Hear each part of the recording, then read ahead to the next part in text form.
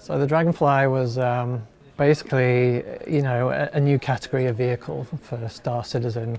We'd worked with small spaceships, one-seater, two-seater, multi-crew. The ships were just getting bigger and bigger and bigger, and that was working for the universe. But now with you know 3.0 coming up, and us sort of going planet side, which we've just shown in the demos, Chris really was pushing for a personal vehicle, basically, essentially a space motorcycle, like a space hog.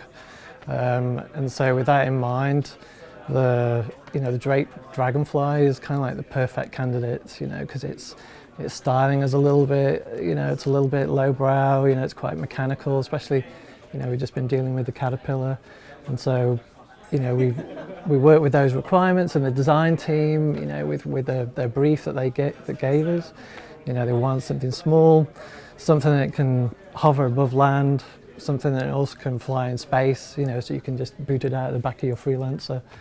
And so this was a lot of fun. So, you know, this was a brand new, you know, again, it was like carte blanche almost.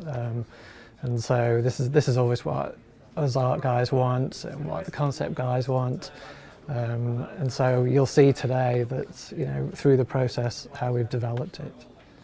This ship was interesting to design first because it's small, it's allowed it to go everywhere on ground, on planets, and we can also go in space with it, so it has different functionality, contrary to some other ships that are bigger or different. So the Drake manufacturer is also interesting because of this kind of low-tech industrial look.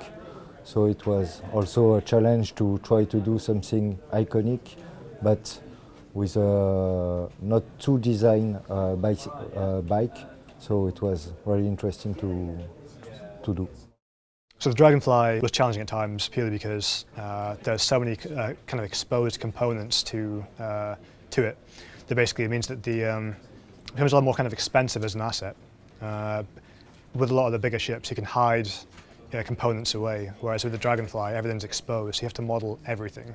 There's no smoke and mirrors here. Essentially, when I get given the model from the guys in the art team, my job is essentially to start breaking that down into the separate items, such as thrusters and all the general parts of the ship itself, such as the nose, the body, and beginning to break them to make them detachable and add damage effects and things like that. Overall, we begin just by doing like a real rough white box flyable state on it. So we'll just get the model flying before we start breaking it all up. In the Gamescom demo, we essentially showed off the kind of basic setup of the ground mode and also the space flight mode, where we were essentially showing it going off in space, landing inside the freelancer, going planet side, going out again, and being usable in its ground mode. We have a lot more to add to that, so we're doing further work on the ground mode flight system, just really tweaking it, making sure that it feels spot on when you're riding along the planet. In addition, we also need to set up the rear seat for a rear-facing passenger. So you will essentially have your buddy on the back just running along with you, and we are eventually going to implement them being able to hold a weapon. So while you're in any chase sequences or modes, you're essentially able to have your guy at the back shooting people off who are approaching from behind.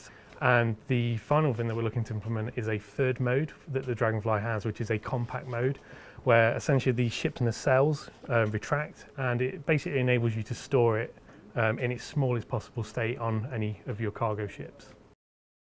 I went with Harley Davidson for the kickstart sound originally, which was heavily processed, obviously, to just get that kind of kind of, you know, okay, it's a motorbike, but heavily processed.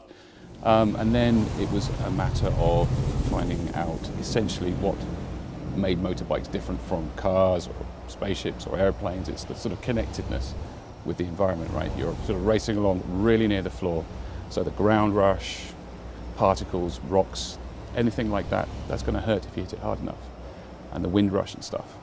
I really wanted to get all of that stuff in there for the Dragonfly, so it was in stark contrast with all the other ships and vehicles we had in the game. The planet-side stuff, the in-atmosphere flight, the sort of terrain traversal in wheeled vehicles and hover vehicles like the Dragonfly, I think provide a brilliant contrast between what we're used to, the sort of the space travel aspect, where you've got points of sound, very sharp contrasty points of sound, very clean in the void. And then on planet side, we've got this much more grounded. When there's an explosion, it's going to echo around in canyons. You feel closer to the ground. You feel much like footsteps, different surfaces, surface types and stuff. You're going to have to feel that through the vehicle, you know.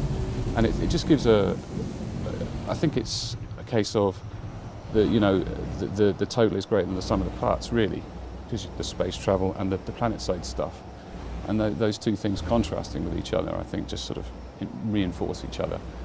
So it's kind of picking what we can emphasize, like the ground effect stuff, like echoey stuff off canyons and mountains and things like that, to give you a sense of where you are. And the two things will provide a brilliant, much enhanced experience, I think, to just space flight, you know.